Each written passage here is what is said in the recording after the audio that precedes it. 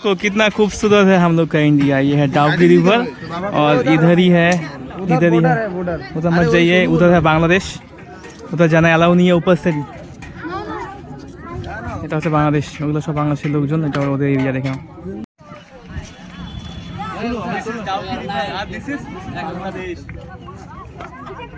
Hello guys, last ব্লগে আমি তোমাদের দেখেছিলাম মেঘালয়ের চেরাপুঞ্জি।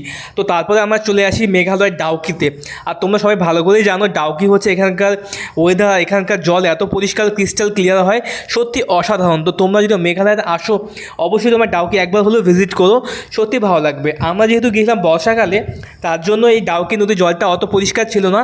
নর্মাল টাইমে এখানে খুবই ক্রিস্টাল ক্লিয়ার জল এখানে হয়, আর এটার জন্য এটা কিন্তু বিখ্যাত। এখানে তোমরা যদি ডাউকিতে আসো সবথেকে ভালো এক্সপিরিয়েন্স তোমাদের এটাই হবে। এখানে কিন্তু দুটা দেশের বর্ডার রয়েছে, বাংলাদেশ আর ইন্ডিয়া। তো এখানে কিন্তু কোনো কাটাতার দেওয়া নেই, এখানে ওপেন বর্ডার রয়েছে, জাস্ট আর্মিদের দ্বারা এটা পরিচালনা করা হয়।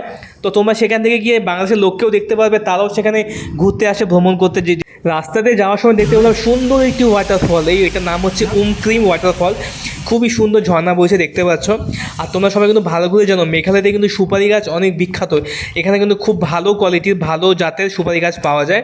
তো সুপারি গাছ হতে হতে আমরা যাচ্ছিলাম, আর এই পাশেই কিন্তু ছিল বাংলাদেশ ইন্ডিয়ার বর্ডার, একদম মাঝখানে তার কাটা বর্ডার দেওয়া ছিল।